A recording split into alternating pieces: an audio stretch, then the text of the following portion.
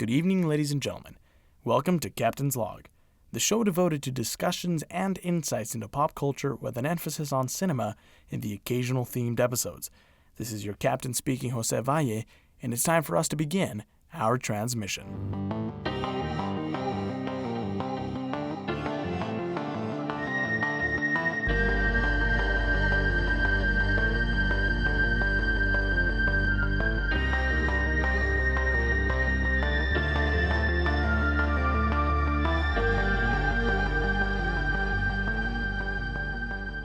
Stardate 0809-2019. Welcome back, everybody, to another episode of Captain's Log. Today, I am joined in the studio, also known as my kitchen table, by the Noel Miller to my Cody Co, the Patrick to my SpongeBob, and the Janko to my Schmidt, Jesus Homo. Am I saying that right? Not really, because it's Romo. Oh, my bad. I was asking about the Jesus part, though. Oh, yeah. No, it's Jesus. Oh, okay. Welcome to the show, Jesus. How's it going, man? Do you want to introduce yourself and maybe talk a little about how we met and what it is you're currently up to? My name is Jesus Romo. Mm-hmm. I met Jose in Sunday class. Remember, I hated him. I despised Jose. Every time he walked in, I was just wanted to beat him up. And then months grew. Every day we talk crap to each other. And then eventually we fell in love. Yeah, we fell in love, and he just made the first move, and that's when I knew he was the one. And now we're married, 4 kids. 4 kids. It's going really good. Fifth on the way. Yeah. Jesus is pregnant, not me. I have to watch my body for my job. Mm-hmm. We met in church class, and then we had like Latinos in action. I remember like the first day you came in with like this big fountain drink. And I was like, oh my God, I already don't like this kid. Who is it? You came in late too. Like you were late. I was new to Utah. I was like walking around I didn't know what was D Hall. I was like, what's D Hall? And I remember you walked in and I was like, oh my God. And I sat next to his cousin, so he comes over and he sits next to her and I was like, oh my God, this guy. And then I saw him that Sunday in church and I was like, oh my God, this freaking kid. Because I don't remember what you said, but I just remember thinking, I was like, oh my God, this dude's, I mean, I swear, but I don't even know if I'm supposed to, because I'm technically not explicit on Apple, but I swore before, and they haven't marked my show. I don't care if I'm explicit. Mm-hmm. Can you fucking stop? Yeah. But no, and then, so we met in school in church class. We've been friends for what, 4 years now? 4 years, Yeah, 4 years? Yeah. It's crazy. Yeah. Jesus beat up a kid in church. I beat up a kid because he said in church class. Beef. Yeah. This kid like was trying to start beef with me, and I was like, dude, we're in church, calm down. Like, I'm not gonna fight you in church. And then I tried to like whip him with my lanyard on the shoulder, but I got him in the neck, and he's like stood up and pushed me. And then Jesus said something to him, and then he told you had a small pee-pee. Yeah, and then Jesus was like, well, at least he said, Jose, you have a 2-inch pee-pee. And then Jesus was like, at least he doesn't have 2-inch nipples. And then the kid lost it because he had like man boobs and he was really self-conscious about it. And then he was like, let's go. And then Jesus was like, bet. And then he fought the kid in church and slammed his head on the table. And then that's when I was like, dude, that's enough. And even though the teacher had been telling them to stop fighting the entire time, Jesus listened to me. Yeah. And not the teacher. That teacher was cool. He was cool. I don't know what happened to him. John, yeah. He was the deacon. I heard he transferred to Provo. Really? Which I understand. Mm-hmm. Yeah. What do you currently get up to, Jesus? What are your aspirations? Like, what are your goals? What are your dreams? What do you work? Do you be tweeting? No, that's my other friend. I don't think you guys know him. I need a 240 SX. Oh no, never heard of him. Yeah. Right now I'm just working, planning a big move with some dude. You don't know him, Jose Valle. Never heard of him. Planning on moving to another state. Actually. He's probably gonna steal your money. Yeah, He's a con man. He's brown. He's brown, son. Yeah, okay. Yeah, we're planning I don't think I've talked about it on the show, but Jesus and I and 2 other friends are planning a move because I've got to go back to school in Iowa for a year. But after that, we're planning to big move to LA, try to make it big, maybe waste all our money, end up dying on the street. I don't know. It'll be fun. Yeah. Yeah, but what else? What are your dreams? Like, what do you want to do with your life? I want to be like I want to get into animation, Or I want to be a tattoo artist. I just like to sketch and draw. And ever since like I was little, I used to watch Ink Master. And I was like, yo, so that's how I'm going to get my start. Yeah. How'd you get your start? Vine. Oh. Yeah, no, he's a pretty good artist. He's pretty good. Like, I'm not just trying to write him or whatever, but maybe. Yeah. Okay, so you've heard the show before, but I'm still going to explain the layout just because it's your first time. Mm-hmm. So basically the show is split into 3 segments. So we have the intro, which we're doing right now, intro / Did You See the News, which is our news segment. And then I do a segment that I'll insert in post. That's for anybody wondering, because I think you asked me, you were like, yo, was Ethan, who was on last episode, you were like, was he just being quiet during the whole time you were talking about the other movies? I was like, oh, no, I do that in post. So yeah, we do this news segment, and then we do, I'll do Check This Out, which is where I recommend stuff, and then we do the topic. So with that, let's just jump right into the news. I like to do the news when there's guests because I always want to see people's reactions, and so feel free at any point to just interject as I'm saying the news. I'm just kidding. But don't apologize every time. Okay.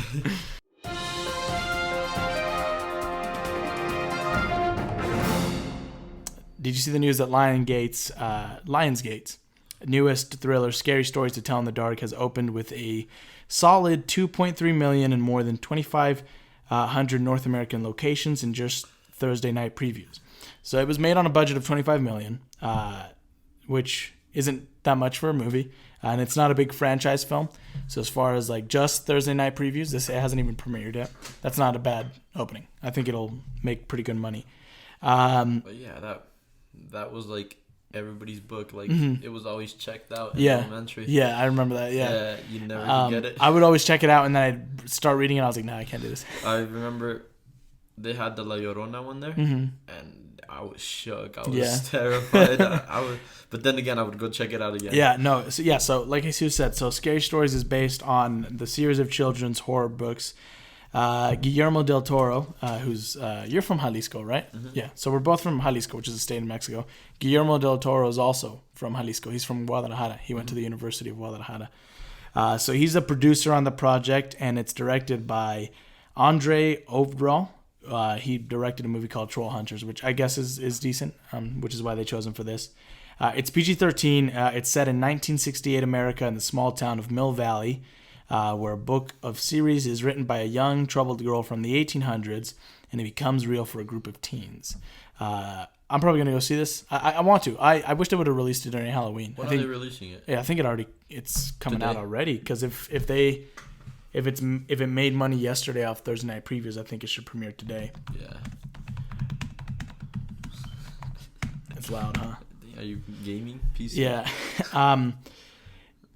Yeah, I wish. Yeah, it already came out. I wish they would have released it in Halloween, because that would have felt like I'd definitely go see it. What are your thoughts on people trying to change Halloween to the last Saturday of October? Who's trying to change that? You've never seen that? There's like a petition going around that. In just Utah? I don't know. No, it was on I saw it on Snapchat, the news section. You know how you can go, and they're saying that putting it on a weekday was because this last Halloween was in the middle of the week. It was on Wednesday. Yeah. Because I remember, because I love Halloween. I always want to do something spooky, and I told my friends, I was like, yo, we should do something. They're like, dude, we got class the next day. Yeah. And I was like, dang. But we still went into this national wildlife reserve at 3 a.m, and we stayed there until 3 a.m. And then we left because coyotes showed up. It's pretty sketchy. I'm not gonna lie to you. Yeah, but right now they're trying to get people to sign a petition. Like the animals, not like the smugglers. Coyotes, like the animals showed up. It was scary as hell. Just coyotes. Just the smugglers. They were like, "Hey fool, you trying to make it to the other side?" But yeah, they're trying to change it to the last Saturday of October. Really? Yeah. I had not heard about that. I get that, but also it's the day, away. Right? Yeah, it's based on All Hallows Eve, and it's like that day. I love Halloween. It's probably besides Christmas, it's probably my favorite holiday. Not because I don't even like going I don't go trick or treating anymore, because I just like the vibe and kind of. I like how I forgot what channel it was, but they would have that whole month was just scary movies. Yeah, I know what you're talking about. Yeah, it was sci-fi. I think so. Yeah. Well, and last Halloween was when I started my show. I started in October, and I did just 4 Halloween episodes, and I'm really looking forward to doing that again. Okay, so the next bit of news, So this is animation, so it might be right up your alley. So Disney is making leadership changes as it integrates Blue Sky into the House of Mouse brand. So apparently Animation Studios president, so Disney Animation Studios president, and he was a producer on Zootopia, Andrew Milstein, and creative executive Clark Spencer will be taking new roles. So I guess this dude Milstein, he's going to become co-president of Blue Sky, which is the studio behind Ice Age and Rio. And Spencer has been named as president of Walt Disney Animation Studios. So Disney, I didn't even know about this until I read about it today, but I guess Disney bought Blue Sky as part of its huge $71.3 billion acquisition of 21st Century Fox. So they got all their film and television assets, and last month, Andrea Maloro, who was like the president of Blue Sky, she left, and the company has established a reputation. So this company, Blue Sky, they've done like lower cost animated hits, but its future has been uncertain because Disney has like a ton of stuff that they're already doing. Mm-hmm. Like they've got Disney Animation Studios as well as Pixar and a bunch of little smaller ones that they own. So a lot of people were like, they didn't know if Blue Sky was just going to be phased out, so they were going to release all the stuff they had planned, and then they were just going to, push them away, or make them just producers of like stuff on Disney Plus. So they haven't said what's going to happen to them. But Blue Sky is the ones that were with making Rio and Ice Age, right? Yeah. It's one of the best movies, Rio. I love Rio. I think it's really good. Yeah. And I like I liked their style of animation. All right, next big news. Actually, I just finished the show, and I'm recommending it later in the recommendation segment. But did you see the news that Amazon's The Boys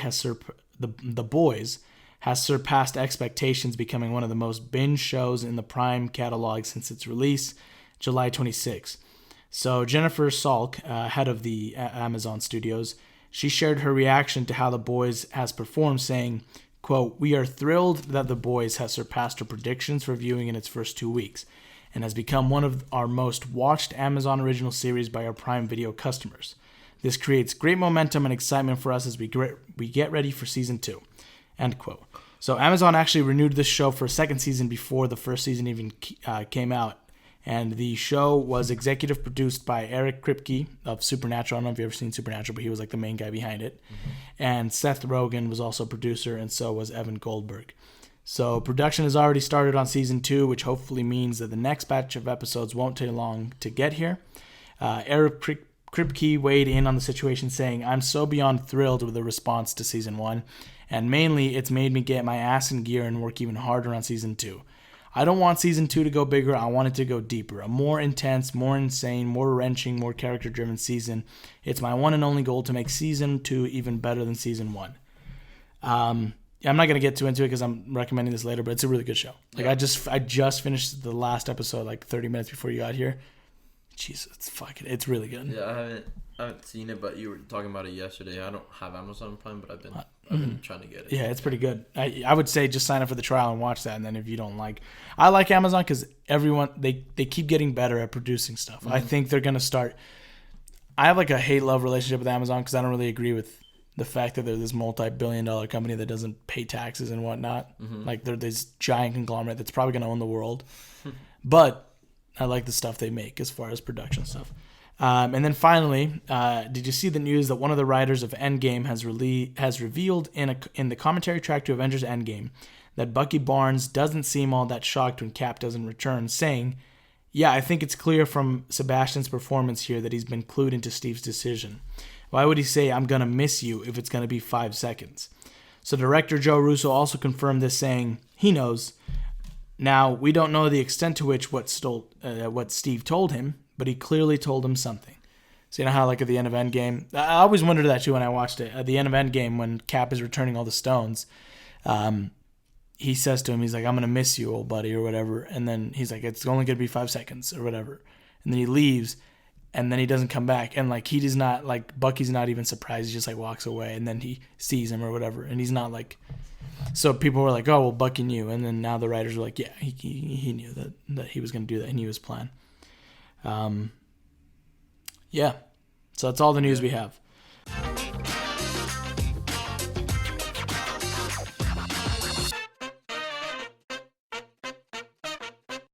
another week, another batch of recommendations. So let's jump into it. Check this out. First things first on our list is a great song by Badly Drawn Boy.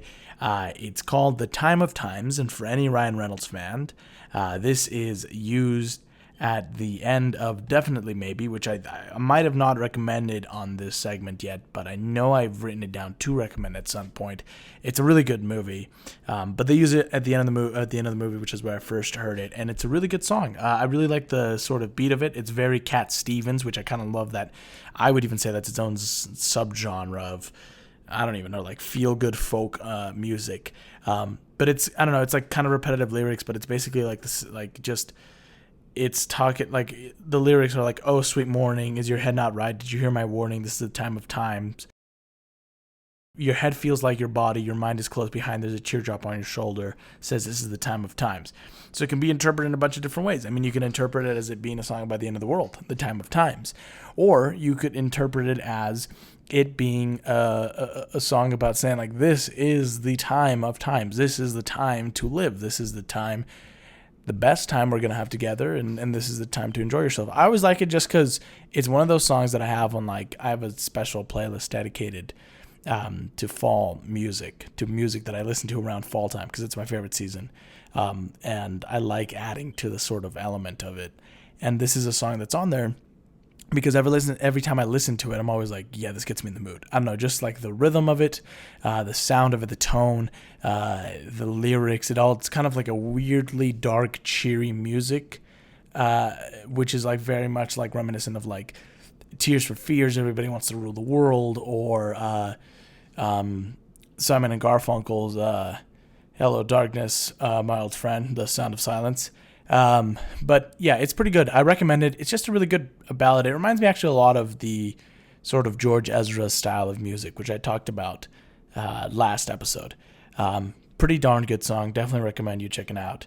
With this whole idea of like kind of feel good, dark kind of things, the second recommendation is a movie called Our Idiot Brother. I believe it's still available on Netflix. I could be wrong, but I caught this on Netflix a little while ago. It's a Paul Rudd movie. I was in like a phase where I was watching only Paul Rudd movies. Because, you can't go wrong with that. Like, what's wrong with only watching Paul Rudd movies? Like, are we really doing any damage to yourself? I don't think so. I think you're bettering your life, if anything. But it's a movie about this guy who, he's just like a real, like, dirty, not dirty. So he's a very earth-loving, devil-may-care, kind-hearted hippie guy.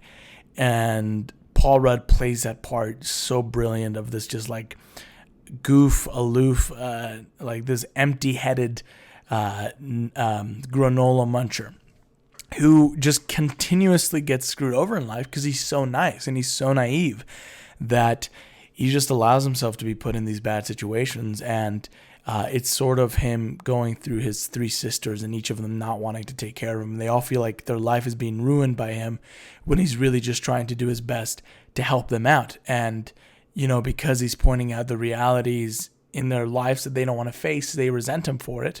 But at the end of like throughout the entire movie, all he's trying to do is just really better his life so he can be back with his dog, Willie Nelson, who gets taken away from him when he gets a possession charge for giving marijuana to a police officer who comes up to him at the beginning of the movie, and he's like, "Hey man, like I've been really bummed out. My wife has been, like it's been real hard between us or whatever." And he's like, "Oh, I'm so sorry," and because like he's a genuinely really nice guy, and he just wants to help him, but his officer's tricking him into selling him dope because they know that he sells dope. It's just a really good movie. It's got a lot of familiar faces in it. Elizabeth Banks is in it. Zooey Deschanel. Like I said, Paul Rudd, Rashida Jones. It's really good.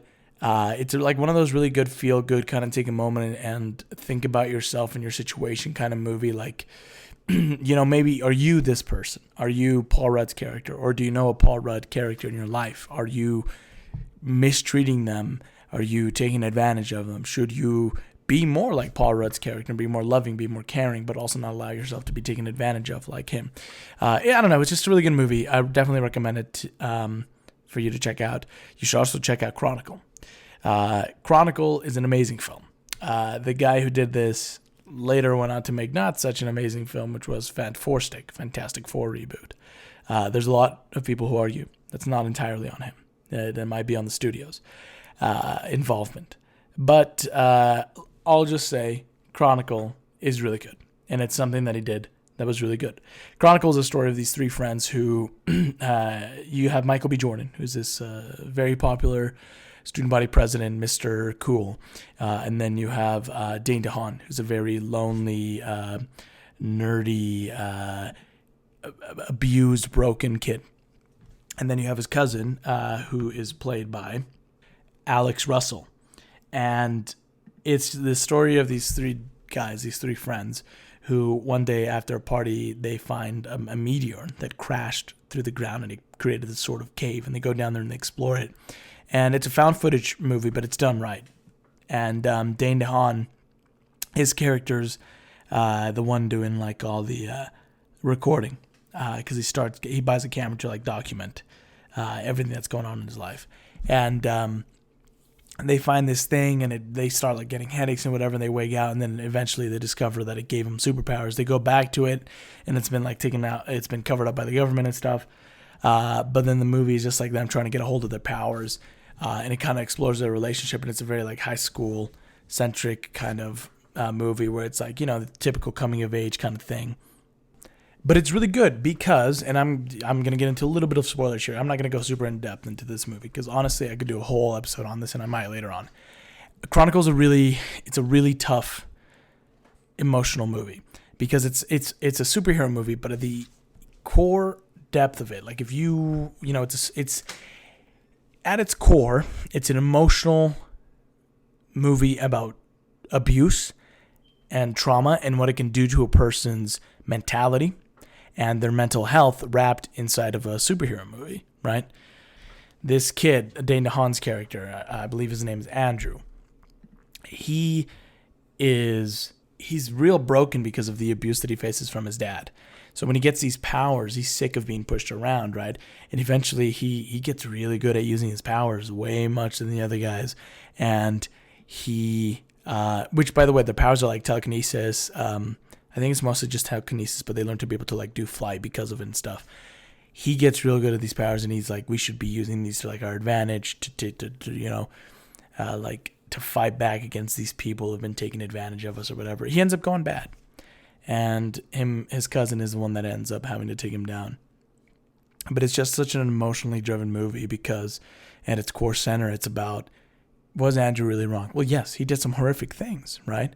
But they were all caused because of the abuse and trauma that was inflicted upon him. He was a broken person who society failed, right? Nobody ever stepped up to really do anything. I mean, he had a support group, sure, but no one stopped the root cause of his problem. No one got him help. No one spoke to him about it. And that's on him too, because he didn't want to speak to anyone about it.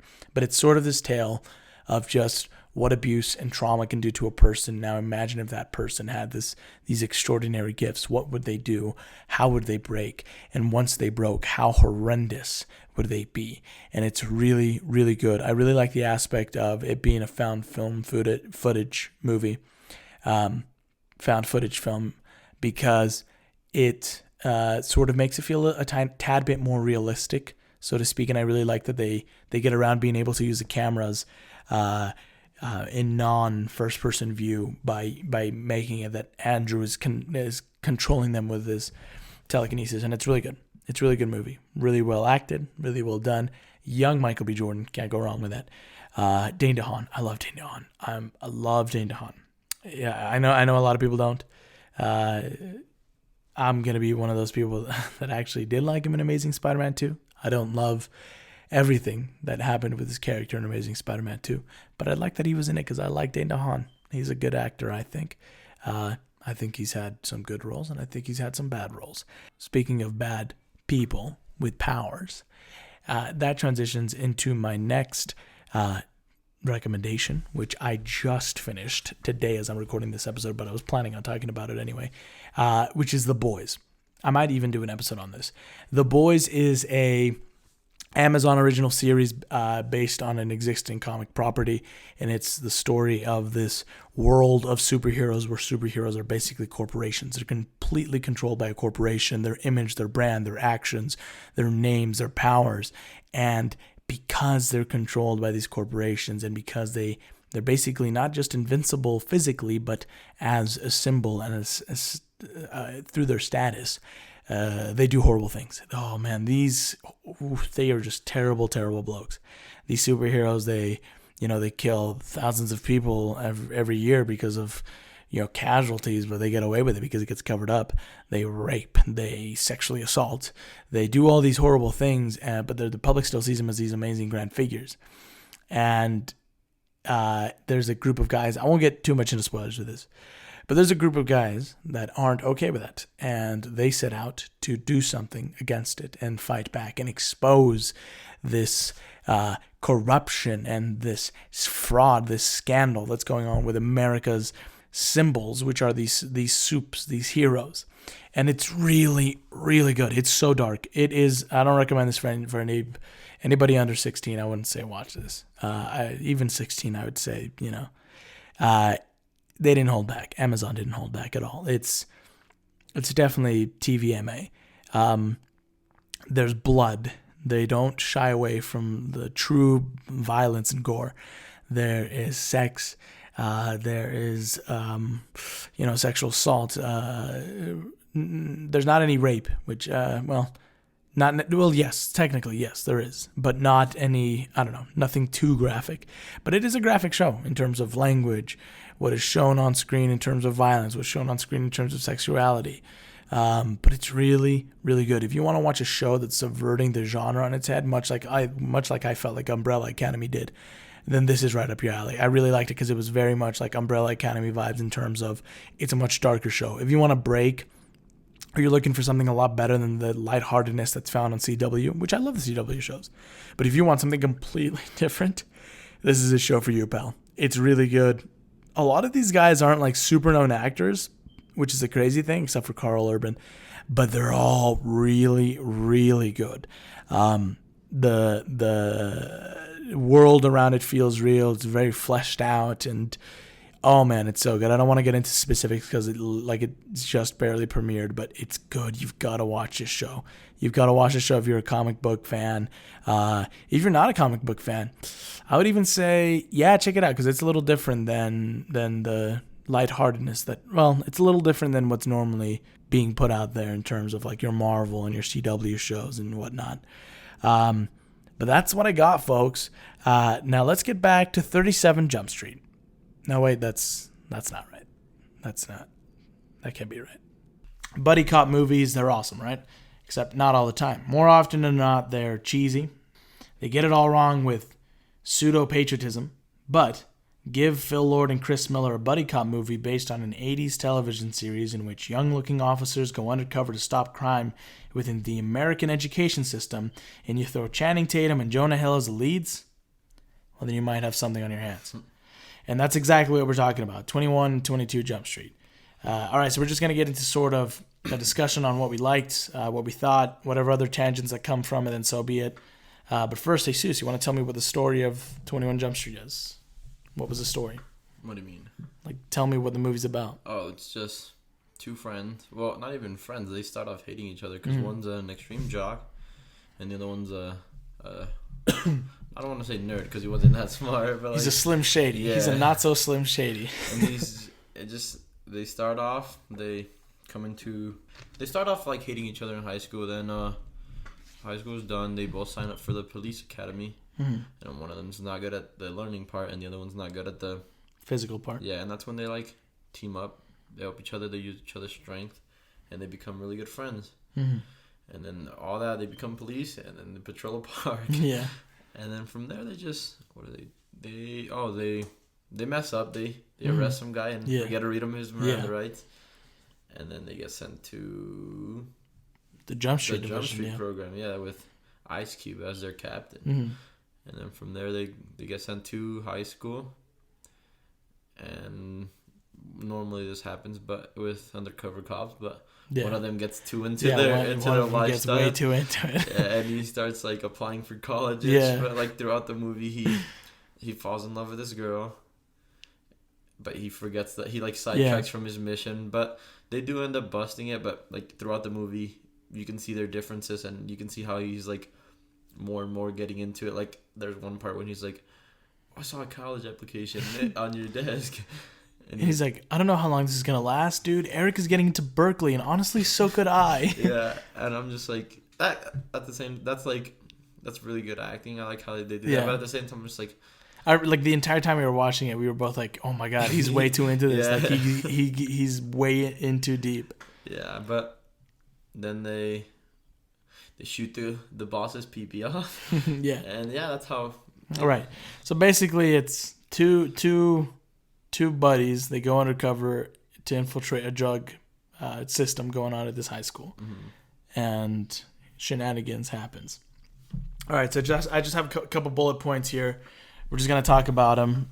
Again, don't wait for me to just like throw it to you. You can just interject at whatever point you want. All right. Mm-hmm. All right. So starting off, here's a fun fact. So Channing Tatum actually passed on the movie twice. So 2 times they asked him to do it, and he was like, nah, until Jonah Hill was like, yo, you got to take this role. And then finally Jonah Hill convinced him, and he did it. Mm-hmm. So it was almost not Channing Tatum, which I think is crazy because I think they work so well together that I can't imagine it not being them. Because, like, Channing Tatum is, like, you look at him like, yeah, he's a jock. Like, mm-hmm. I don't even know who else they would have gotten. You know what I mean? Like, I don't think I would have liked anybody else but Channing Tatum. Yeah. It's just like people fit into their role, like Tom Holland and Spider-Man. Mm-hmm. He just like fits in. Okay, so we were actually talking about this while we were watching the movie, but did you know that Jonah Hill slimmed down a lot for this? Mm-hmm. So I always wondered why he like lost weight. So he lost 40 pounds because him and Tatum were required to do like a lot of physically demanding stunts for the film. And through that, the training and whatnot for that, he lost 40 pounds. So he got skinny because of it. Mm-hmm. Yeah, I don't know how far apart Superbad and...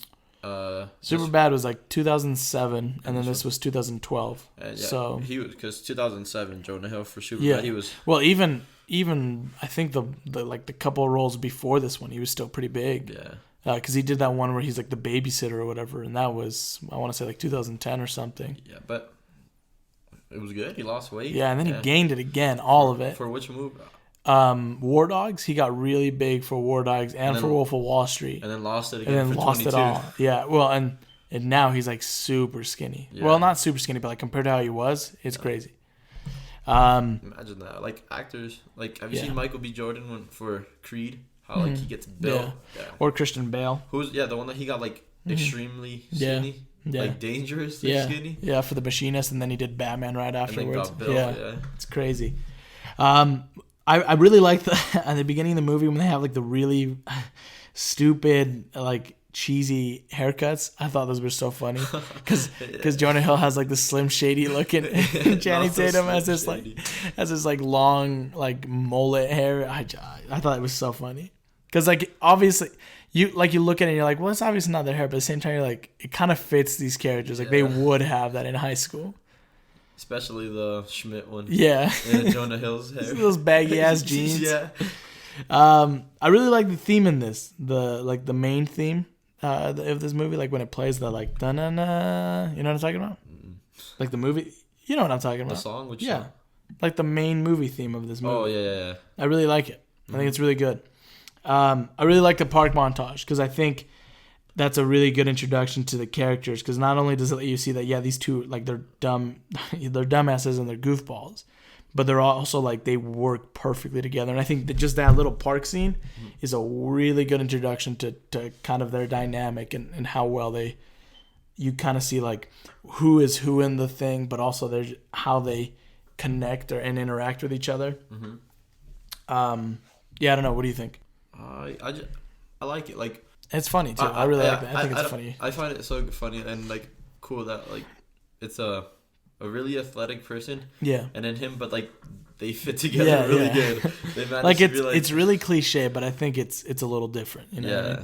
I mean? I also like the hint at the beginning of the movie where Johnny Depp's character, who, like, the first time I watched it, I didn't realize that was Johnny Depp until the end of the movie. Like, I remember watching it, and then at the end, he, like, pulls off the makeup. I was like, oh, shit, that was Johnny Depp the whole time? And now I watch it, I'm like, well, yeah, it's obviously Johnny Depp, because it kind of sounds like him. But I like how at the beginning, he's like, if those boys are cops, I'm DEA. And then everybody laughs, but then at the end of the movie, he turns out to be DEA. Yeah. I love the beat your dick off quote. Yeah. It's like, I'm going to beat your dick off. He's like, what? He's like, I'm like, take both my hands, I'm going to beat your dick off. And then he's like, you're going to beat my dick. And then he's like, I think what he's trying to say is he's going to beat your dick so hard. He's going to punch you in the dick so hard, it's going to fall off. Yeah, it's I like that quote because it's like an example of these movies. Jonah Hill was a writer for this one. He was a writer for this first one. But they've got really juvenile dialogue in them, like very like middle school, like high school kind of like talk. But I think it's funny. It's not like cheesy and stupid like other movies. Like you go watch like your disaster movie or stuff like that, and it's like fart jokes, everything. But even if they did a fart joke in this, it's so well written that it works, you know. I haven't gotten to see a movie like where Jonah Hill's like a serious character. I've watched him in Superbad, and then I watched him in 21 Jump Street, but I've never seen him like as a serious character. He directed a movie. It's on Prime. It's on my list called Mid-90s. I've heard it's really good. Oh, I gotta go watch that. Yeah.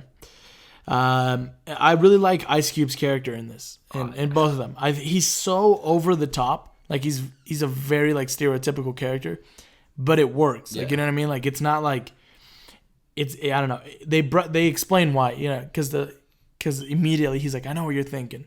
I'm a black sassy captain. He's like, you know what? Yeah, I'm black, and sometimes I get mad. Okay. So suck a dick. So suck a dick. Yeah.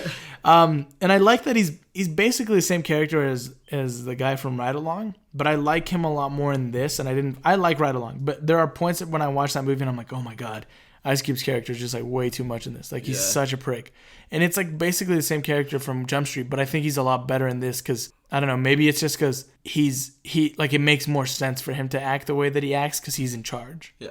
Well, I feel like. Yeah, he has to change once in a while, but I feel like Ice Cube, his character is just Ice Cube in person. Like, he start off as a gangster, then he made music. I just feel like he's just himself. Most of the time, he just puts like his personal stuff into the role, but sometimes he's got to change like for interviews and stuff. But I feel like he's just being him. Yeah, no, but I just really like him in this. I thought, he's so funny. So here's another bit of trivia. So when Schmidt and Janko go undercover, they're given the last name of McQuaid, and that's the last name that was used by Johnny Depp and the other guy when in the show when they went undercover. So it's like the same last name that they used. So it's like a last name that's stuck with the program. We were talking about this while we were watching the one strap scene. Where he's like, you gotta one strap it. Everybody one straps. And I was like, imagine being that loser with a one strap backpack. And I was telling Jesus, I was like, yeah, I had a one strap backpack in like 6th grade. It was like a messenger bag. A Jordan one, don't forget. And it was an Air Jordan. It was fresh as hell. And then what were you telling me? It's because I had one too. I didn't want to admit it. I was like, I had one too. And it was growing up, my family wasn't like, we didn't really have money. So I got... Okay, dude, don't make it about this. Just tell the story. Yeah, I had a crappy one. Like, it was just... I got one from, like, Sears, I think. And, like, my second time wearing it, friggin', it just snapped. Like, that one band just snapped. So you just see me carrying the backpack in front of my stomach, just walk into class. I had to wait a while until I got a new backpack. Do you know who Jake Johnson is? He's the principal in this. I don't know. He's Peter B. Parker in Spider-Verse. Yeah. Yeah, and he's also, have you ever seen the show New Girl? He's in that. He's really good. He's only in it for like one scene, the principal. I mean, he shows up when he expels them, but he only has like one really good scene. When he tells them he's like, to my office again. Yeah, he's like, you punched. I really like his dialogue in that, and he does it like, I feel like that role was like perfect for him. He's like, a gay black kid, and it's not even second period. And then he's like, guys, a kid died like 2 weeks ago, and no one's doing anything. Not even me. That's weird. Yeah, he's really good. I like him. He's a funny. I think he's a funny character actor because he's always like these kind of like devil may care kind of schlubby kind of characters, but he does them really good. Is he the one in I don't think he is. But is Jurassic Park, Jurassic World? I was thinking what is that one with Ice Cube too? school fight or? Oh, I know what you're talking about. You're talking about Fist fight. Fist fight. Yeah, that is him. Is that him? What'd you say his name was? Oh no, that's Charlie Day. Oh yeah. But they look similar. No, yeah, I'm talking about Jake Johnson. Charlie Day's a funny guy too. Is it? No, Charlie Day's not in Spider. I think he is. Isn't he in Spider-Verse too? No, he isn't. No, Jake Johnson is. Yeah. Okay. The drama teacher's so weird. Yeah. But it's like a good weird. You know what I mean? He's like such a fucking weirdo that it's funny. Like I love when he's like, one time I was doing you can just barely hear in the background, but he's like, I was doing cocaine with Willie Nelson's horse. Yeah. And then I died. I found that she was dead. That's like when he's like, do you have a little Peter in you? Because I feel like you have a little Peter in you. Yeah, Lord and Miller, the directors of this, they're really good at, and I noticed that as I watched all these scenes, they're really good at comedic dialogue. So they directed this, the first Lego movie, Cloudy with a Chance of Meatballs, which I love. It's like one of my favorite animated movies. But they're really good at this like comedic writing that isn't like over the top and like cheesy. Also, because they weren't technically the script writers, but they did revise the script for this. They also do a lot of improv, and I think you were asking me if you were like, yo, I think it was in the second one, but you were like, hey, did they improv this? And I was like, yeah, they do a lot of improv. They were actually supposed to direct the Han Solo movie, and they were signed on, and apparently the guy who played Han Solo in that, he didn't like that they were doing a lot of improv, and he went and told the studio, and the studio fired them. Really? And they got Ron Howard, and it was an all right movie, but I think it could have been a really funny, good movie if he hadn't been a little little baby about it. Dave Franco is so good in this. I think he's just perfect. I think Dave Franco's I love Dave Franco. Have you seen The Disaster Artist? It's like the story about The Room, the really weird movie where the guy who like comes in, he's like, I did not hit her. I did not. Oh, hi, Mark. You ever seen that? That's the one where they're making a movie now? Yeah. So it's the movie about them making the movie. Yeah. He's really good in that. Him and James Franco are both in that. I don't like the second one. I don't like to say like I'm a big fan of the movie, but I enjoyed it. He's really good in the one where, I forget what it's called. The one about magic. Oh, Now You See Me. Yeah, he's really good in that too. Yeah. I really like him. No, he's a really good actor. He was in Superbad. I didn't know he was in Superbad. He is? Yeah, I'll show you. Watch. He's also in I liked his role in Neighbors. Yeah, Neighbors. I really like him in Neighbors. Yeah, he's funny. He's this kid. Oh yeah. I seen in the soccer scene. He's like, wait, why don't you start participating or something? He's like, why don't you shut the?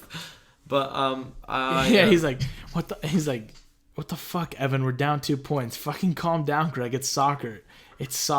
Fuck you, man. Hey, Greg, why don't you go piss your pants again? That was like 8 years ago, asshole.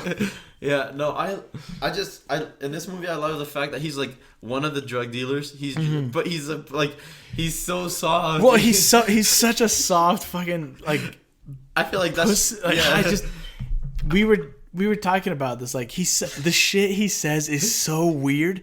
But if it was anybody else other than Dave Franco, I don't think I would have believed it as much. I like but he's got like a weird douche. So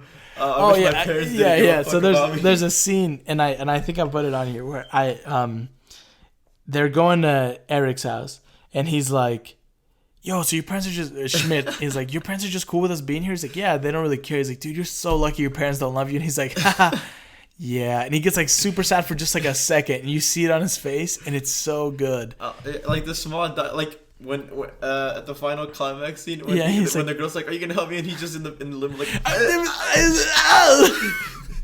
he's just like such a little baby, like awkward granola munching, like hipster teen. Yeah. But he does it so. I honestly think this was like his perfect. Like they perfectly casted him as it.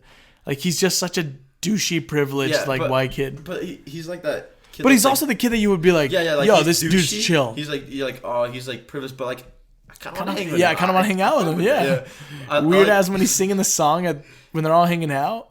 Oh, he's like, Mother Earth is dying. The rain is that bitch crying. Yeah, I like he never like stops. Like he's like the on the climax scene is like, I was supposed to go to Berkeley. I can't go to prison. Do you know what happens to guys like me in prison? It rhymes with grape, man. It rhymes with grape. He's so good in this. He's so good. In the second one too, he just continues. He's like, I was supposed to go to Berkeley, I was supposed to go to Berkeley, man. The drug phases I think are so funny in this because like all the different phrases, like that whole montage, I really like it. But it's also like if you've watched their other stuff, Lord and Miller, it's really them, which is like this weird like neon like mashed in like cutouts and stuff of like super weird psychedelic like ecstasy looking like they do that in Cloudy with a Chance of Meatballs too, and I really like it. Like it's their style, and like, I really like that. I think this is the second one where when the part when they're like the two separate they have two separate sides. That's so funny. I love it's Vietnamese Jesus in the second one. I love the whiteboard scene where like you think Channing Tatum's like actually doing the math and you're like, yo, and then he turns around and then just fours and he's like fuck you science. Yeah. Is that in the first? That's in the first one. That's in the first one. Yeah, that's when what's her name is the teacher. Ellie Kemper. She's beautiful. Yeah. Did you as you said in your last one, I would do anything to get her to fall in love with me. Jonah Hill actually wrote the part of Captain Dixon with Ice Cube in mind. Really? Yeah. So while he was writing, he was like, I want Ice Cube to be in I feel like that's like when you're a director, as like I feel like you would know because you've made short films. Like you write. You write characters based on people you know. And it works out when those people do it. Yeah. Except for you, because you suck ass. Yeah. But yeah. Well, do you know who J.K. Simmons is? I do not. He was J. Jonah Jameson in the original Spider-Man movies, and he came back in that end credit scene in Far From Home. In the original the one with Tobey Maguire. Yeah, he's the newspaper guy, his boss. Oh yeah, I know who that is. So he was on the Howard Stern show, which is a radio show, and he was talking about how he was considered for Deputy Chief Hardy. So they're like main boss at the beginning of the movie. Yeah, instead of Nick Offerman. Yeah, the one from Trailer Park Boys, right? Yeah, and well, he's also from Parks and Rec. Oh no, it is Parks and Rec, not Trailer Park Boys. I've never seen Trailer Park Boys. I think Cameron always requested it. But he couldn't do it because of scheduling. But he always said that like once he finally watched the movie, he was like, "That's the one that I was like, oh, I would have loved to have done that." Because he thinks it's so funny, and I think I don't think anybody. I really like Nick Offerman. I think even though he's barely in it, I think he was a really good choice for the captain. In the second one, he's like, it was similar to the first case, exactly the same. Yeah.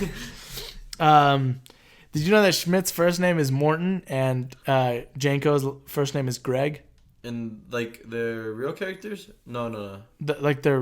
Yeah, like their character's first name. Like Schmidt's first name is Morton. Because their fake ones is Brad and Doug. Right? Yeah, but you only hear Morton in the first one. I think his parents say it when they first come move in. They say because like yesterday was the first time I noticed it, and I was like, Morton, what the fuck? He has such a loser name. Morton Schmidt, Greg Janko.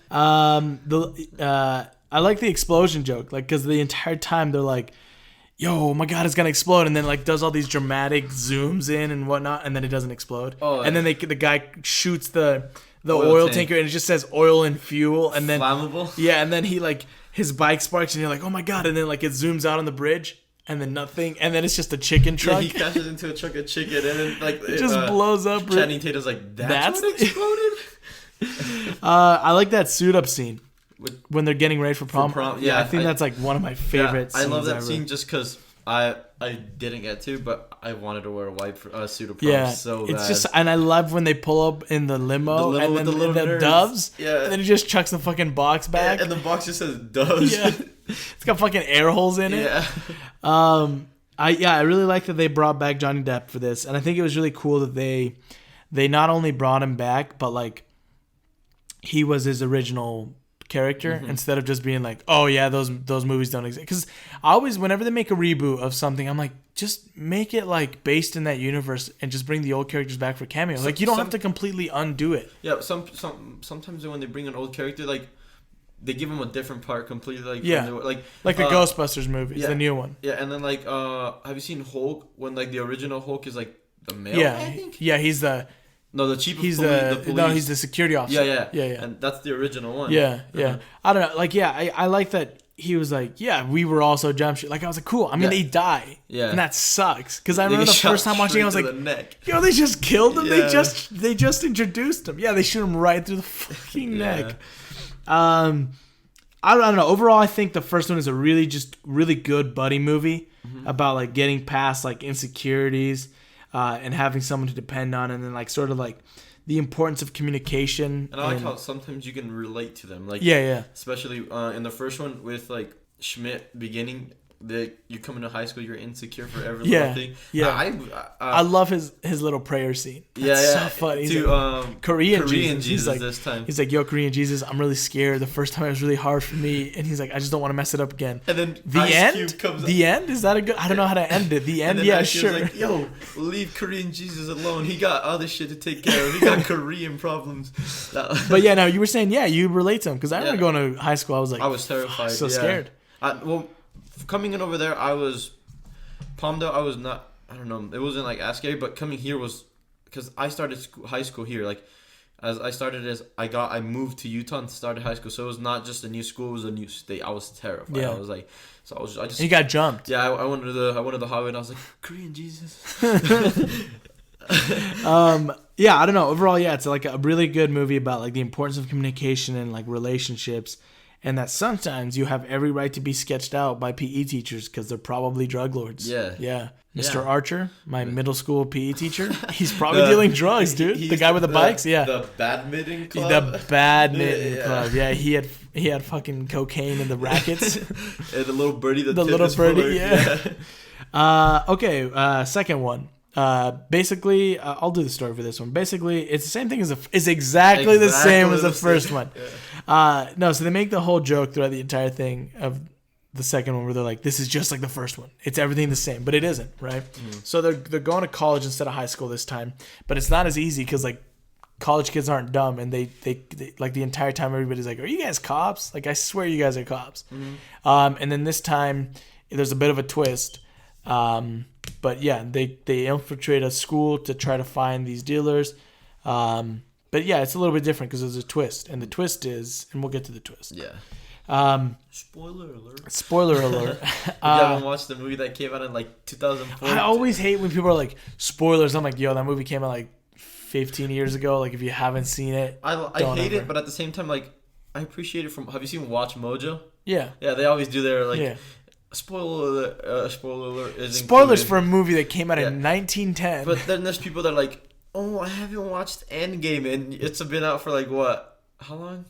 A couple months now. Came out in April. Yeah, and people are like, I haven't watched it. I was like, that's your fault. That's on you. Yeah. I like at the beginning how they're like previously on, and it's like almost like a opening of like a TV show because this was based on a TV show. Yeah. So I thought that was really cool. I like how they added the lobster scene because you were like, yo, that wasn't in the first one. I was like, no, it wasn't. They were just trying to play it off like it was. Do you know who Kurt Russell is? Kurt Russell. I've heard of him, but he's you've seen Guardians 2, right? Yeah. He's Star-Lord's dad. One with the beard, right? Yeah. I've seen him in another movie. He's in Fast and the Furious. Yeah, he's the Man in Black. Yeah. So his son is Zook. I didn't know that was his son. Really? Yeah, that's his son. I had no idea. I didn't even see. I mean, now I see it. Now I'm like, oh, he kind of does look like him. But his name's Wyatt Russell. He actually, he's pretty good. He turned down part good. Yeah, he turned down the chance to be in Hunger Games to be in this instead. Really? Which Hunger Games? The first one is a great movie. I like the first one. But I bet it probably. I don't know. I would have chosen this too because it's funny. This is fun. I bet this was fun, and he had like a supporting role. Yeah, I feel like he could have pulled off. Have you seen the first one? I forget the main villain's name at the end. The one that gets pushed into the dogs. Ooh, I do forget his name, but I know what you're talking about. Maybe that's what they would have casted him. Yeah. But he's a great. I've never really seen him in another movie. I don't think I've seen him in another. The Mexican cartel scene is so funny. The Mexican Wolverine. Yeah. It's funny to me because like Janko's accent is not even Latino. Like it's not Mexican. He sounds like he's Swedish. He's like, oh, we were out there with the iconic. My name is Jeff. What about him? Why ain't he talking? My name is Jeff. Yeah, I like how I don't know why this scene always gets me when they're in the they're in the car getting ready to go outside, and then he's like, I need complete silence to fall into role to get into character, and he's like, and then he's like, but I'm gonna need absolute silence here, and then he just keeps it'll be like this. You be Jonah. Okay. You have to say it first. I need absolute silence to get into character. I don't think you really. I need absolute silence to get into character. I don't think I need absolute silence to get into character. And then he gives him a pause, like, but and then he just does it again. I don't know why that scene is just so funny. That scene is so funny. Yo, Sleepy. Yeah. Yo, what up, fool? I don't know who you're talking about. No, everybody says Sleepy. He like the Mexican Wolverine. I found the twist is so funny how like they pull up to the cartels and everyone's like, dang, they're dealing drugs, but they're dealing exotic animals. Yeah, I like his little thug walk, the little limp. I came out of the bathroom doing it, and then it happened. It's so funny. And then Channing, like, it's small. What I like about this movie is you gotta really like focus on it because there's like small stuff that you'll miss. Yeah. And there's like when they get into the truck and they start driving and you see like a little small shot of an iguana walking. He's like, it's a fucking dragon. It inked in my mouth. And then they get to the freaking octopus latches onto their neck. He's like, is that a hickey? He's like, no, it's actually the octopus grabbed me with its arm, one of its arms. It has 8 tentacles. He's so funny. But yeah, that's my next point is I think Nick Offerman is so good in this. He's way better in this than the first one because he has a little bit more of a role because he got like way more famous in between them. I like how he goes on the whole thing about sequels, like his metaphor for sequels in marriage, where he's like, well, you'll get roped into it expecting the same thing, and then you quickly realize it's not as good as the original, and people are uncreative. And then he pauses, he's like, I'm getting a divorce. Oh, I'm so sorry. Don't be. I love that. I laugh so hard when they get to college and like Schmidt's trying to get the drug like the same way that he did in high school, and he's like, yo, do you know where I can get Wi-Fi? Or what is it? Work hard, yes. Play hard, yes. And he's like, do you know where I can get work hard, yes. Play hard, yes. And then the guy's like, yeah, why don't you walk down to the fucking police station, you fucking narc? And he's like, whoa, what? He's like, I'm not a narc. He's like, you still have your badge on. And then he checks. He's like, oh my God, did you really just check for a fucking badge? You're such a fucking narc. And then they meet up. And he's like, yo, so I just heard you can get Wi-Fi on this campus 24/7. And he's like, wait, do you think they're talking about Wi-Fi the drug or Wi-Fi the internet? And he's like, shit. I like the twins, the Yangs. The Yangs, they're funny. They're so funny. Kosi and what's his brother? Kosi and Najee. Yeah, that's who I don't know why it just reminded me of them. I love when they go visit Eric and the teacher Rob Lowe in jail. In jail. Yeah. Or not Rob Lowe, Rob Diggle or something. I don't know. But my favorite part is that when he's like making fun of him, the teacher. He's like, yeah, and then he's like, Eric, close your eyes. Who is this? And he's like, that's Schmidt being a bitch. Schmidt being a bitch. And then that's the iconic scene when he's in jail and they're like talking to him. He's like, I was supposed to go to Berkeley. Because he's like, sorry about shooting your dick off. He's like, don't worry about it, dude. They gave me a vagina. And he's like, your vagina doesn't fucking work, man. And he's like, it worked for you last night. And then I like how he like he made me uncomfortable in this scene where he's like, I'm Eric's bitch. Ain't that right, Eric? And he's like, no, you're not. And he's like, you're clearly forcing Eric into this relationship. And then he's like, Eric, am I forcing you into anything? Yes. He's so good. I like the drug bit because that was so funny when they start drilling all the fucking holes. Oh yeah, they set up like 75 cameras in one room, and then like it just cuts to a scene of Channing Tatum drilling holes, and then like little like you can barely hear it, but he's like, I'm out of cameras, like, and then he drills and he was like, yo, I don't have any cameras, and then he drills the last one. He's like, all right, that's the perfect one. He's like, oh, that's good, but I don't have any cameras. I told you 5 times. And then like it's the little stuff like that I like because it makes in the background. And there's cameras everywhere. And then you look at the screen and they're looking at camera 11. Yeah, I'm just like, how many more? Yeah, exactly. And they're like, they put them all in one room. Yeah. I like we were talking about this. You wanted to talk about this, the frat life aspect, because for me, I haven't really been around frats that much. There's some frats at the school that I go to.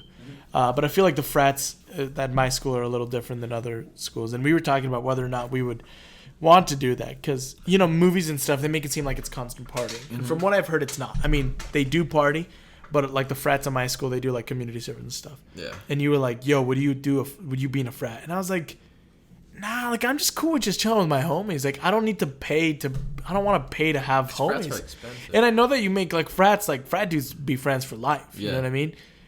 But then I don't want to keep paying to them after I graduate because that's how they get their money is from alumni. I don't know if you knew that. Really? Yeah, so once you pledge to a frat, you pledge for life, basically. So after you graduate, you're like always giving them money to help like support the next generation. Uh-huh. Also, I don't fucking die of alcohol poisoning. Like a ton of people die from alcohol poisoning from pledging to frats. And I know you don't always have to drink, but like I don't know. Would you be in a frat? I have my. I mean, I would do it to get girls, you know. Yeah. That's part of the reason because like I don't know. I like to party. I don't like to drink heavily or anything. Mm-hmm. I like to party though, but. I don't think I like those parties. Like, well, even like Channing Tatum, he thought he wanted that in the movie, and then by the end of it, he's like, "Fuck!" And he's like, "This is it every night, bro." And he's like, "Yeah, like, I feel like it's fun, but it gets old." I just want to live that like lifestyle where like I'm chilling, I do my stuff. I think a good mix is good. Yeah, like go to the frat parties, but don't be in a frat. Yeah, that's. Be friends with the frat dudes, but don't be in the frat. Yeah, that's probably the best bet. I love when Schmidt is watching him work out with the other dude. And he texts him, he's like, "You around?" And he's crying so hard. Was he eating ice cream? No, he was just like on his computer. And he has like, I think what made it more adorable was like, it's that little stereotypical like kid. He has a little Odd Future hoodie. And he's just like crying. And he texts him, he's like, "Are you around?" And then he has all the cameras in the room. So you see him like, he's like, he ignores the text and he just puts it in his phone and he just like freaking throws his phone and starts crying again. It's so sad, but like. And then somebody knocks and he's like, "I'm in here having sex with a human woman." Like, there's a sock on the door.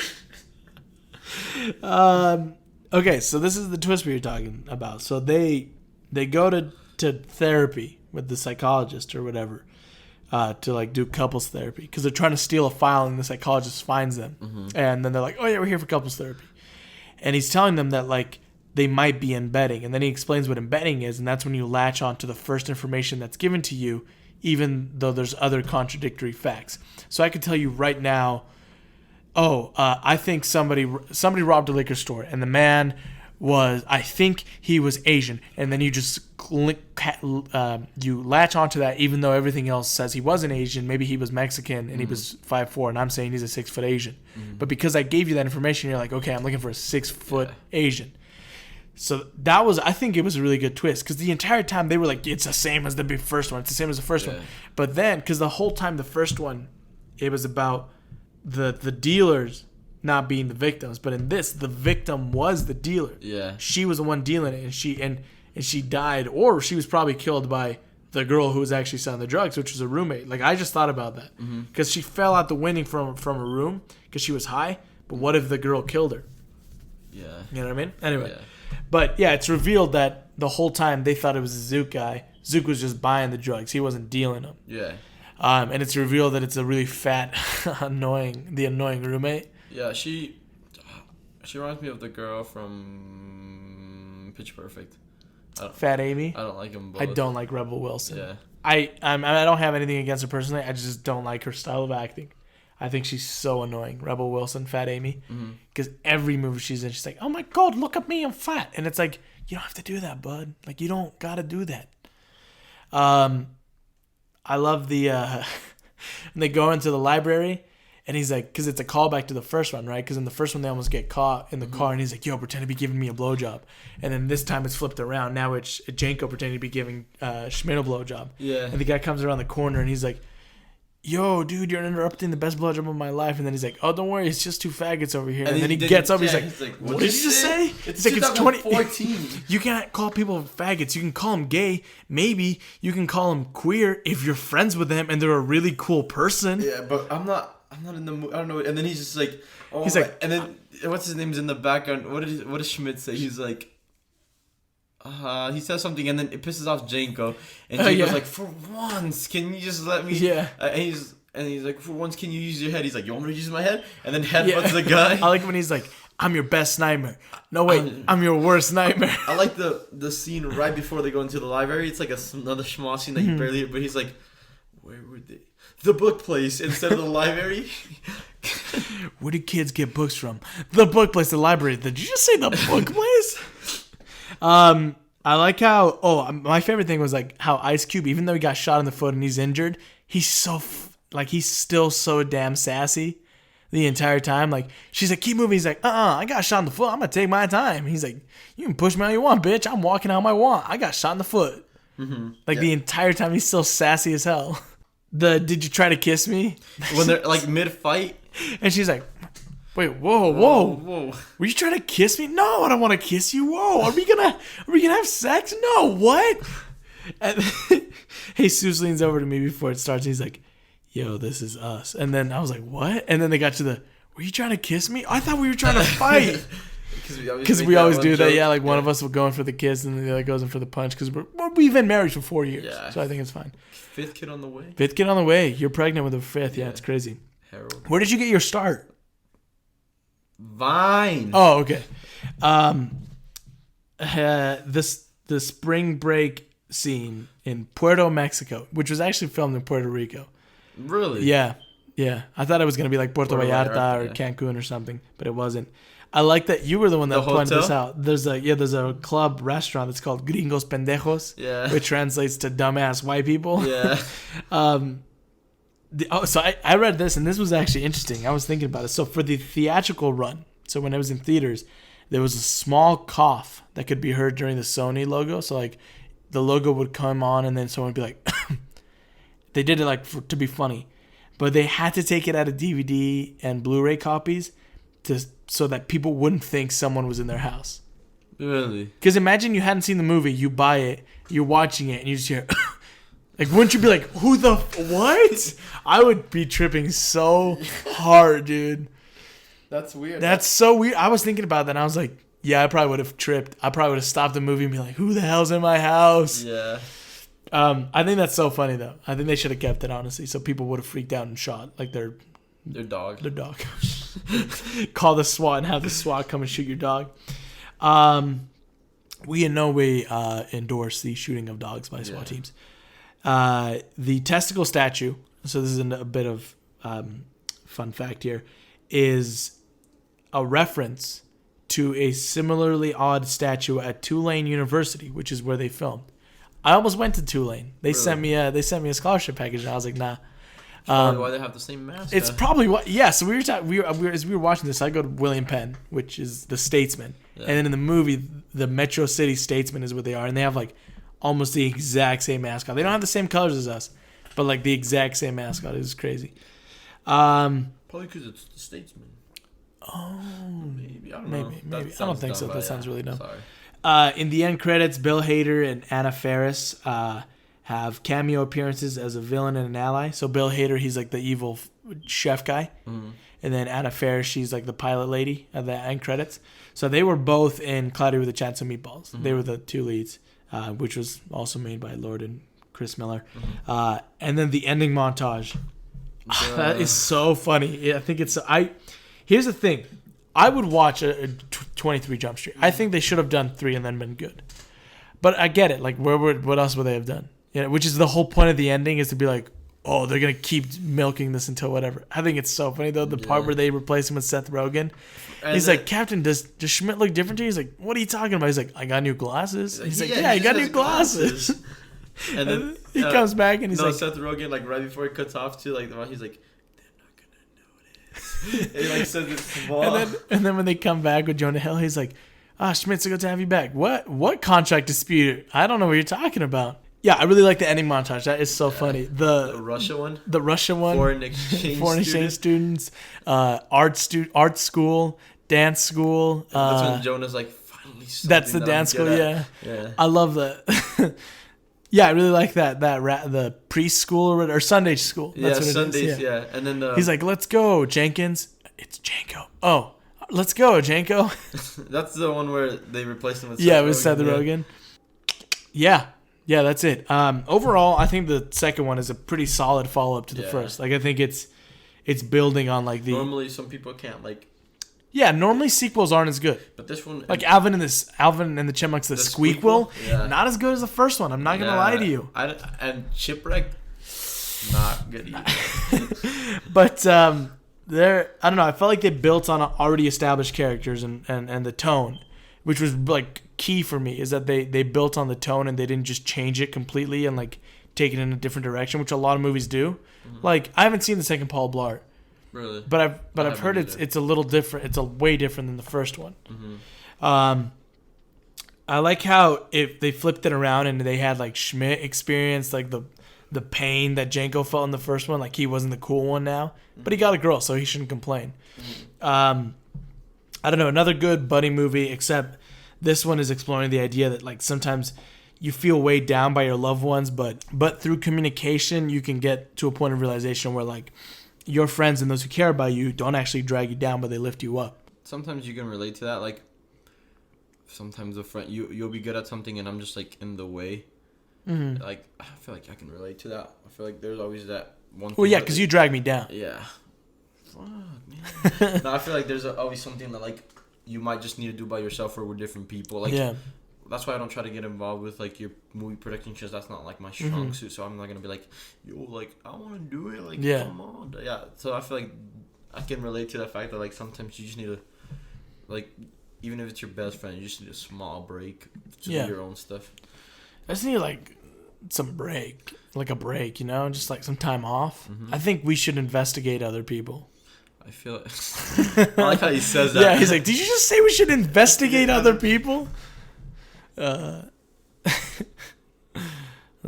they're funny movies. They're really good. Yeah, and with that, we've reached the end of our show.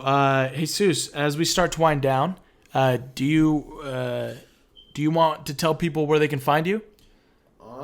Plug your shiz, dog, right here. So my SoundCloud _. No, my Instagram is Jesus.Romo _. Which is like the exact No, it's not even Jesus, it's J.Romo, just like mine. I thought that was so... You did that, and I saw it, and I was like, is this dude copying me? And then I asked you, and you were like, yeah, I did it on purpose. Apparently, I had a controversial Instagram name. Oh, the 2 girls, 1 Jesus? Yeah, everybody was like... I feel like I maybe try to hit up some girls that were like... And I don't think that was like the right name to follow them with. So I was like, maybe I'll change it. I'll change it to something stupid and nerdy. So I was like, I'm gonna just copy it. No, I'm just kidding. I was like, I don't know what to change it to. And then you sent a DM in the Raging Services, our group chat with our buddies, and I was like, attaboy. We just gotta start a gang of just everyone doing. So we gotta change A.Palomar _ D.Vasquez _ So yeah, where can they find you? They can find me on Instagram at J.Romo _ and. Yeah, that's about it. I don't really use Twitter because I regret. Well, I was like a little stupid kid when I made it. So isn't it Jesus Trump? Yeah, and I was like, and now I'm that doesn't fit anymore. Yeah, and I was like, yo, it's not even funny because he actually won the election and he hates us. Yeah, but yeah, no, I don't really like to shout it out. But yeah, that is my Twitter. Did you see what I responded to Ethan's Twitter today? No, I did not. I'll show you. He was like, anybody have cool cars? And I dropped this pic. Look, I dropped this pic. Oh, what is it called? The Patty Mobile or whatever. Yeah. Okay, so they can find you at j.romo _ on Instagram. And we'll hopefully, when Jose comes back, because Jose leaves, what, 22nd? Yeah. We'll make another one. Part 2. Yeah, if you'd like to support the show, you can go to patreon.com/captainslogcast. That's Captain's Log, like the show name, and then cast as in podcast. And donate $1, anything to help keep the lights on. If you'd like to write in with suggestions, tell me if you'd like to have Jesus back, or if any other guest should come back, or just tell me that I'm lame for having a 1-strap backpack. You can write didn't snap. Yeah. You can write into Captain's Log Cast. Again, that's Captain's Log and then cast as in podcast at gmail.com. So that's Captain's Logcast at gmail.com. Send in whatever. But, I be tweeting. You can follow me on Instagram at j.valle _ You can find me on Twitter at alfredvalle27. Did you use your Instagram bio? Your Instagram, you copied me? Yeah.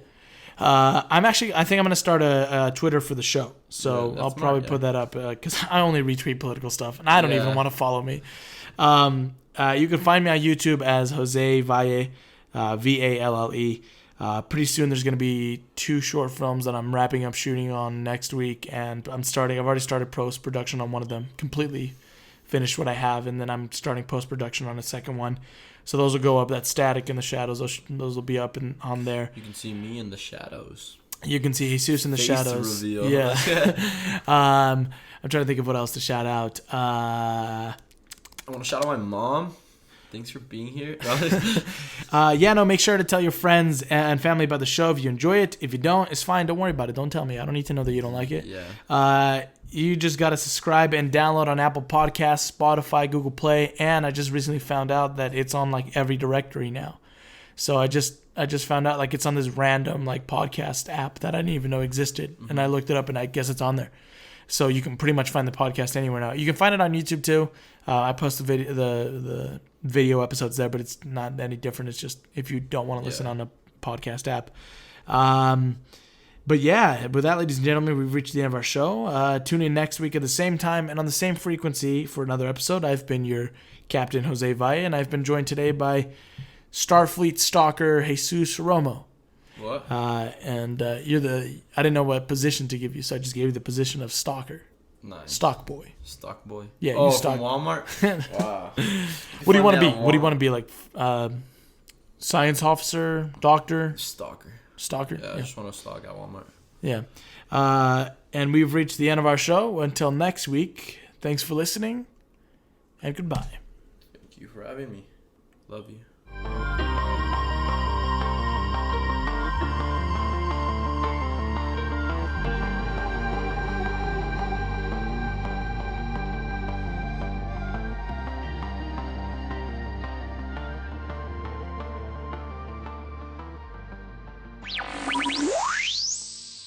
Kiss right now. No, we should probably turn the microphone off before we kiss.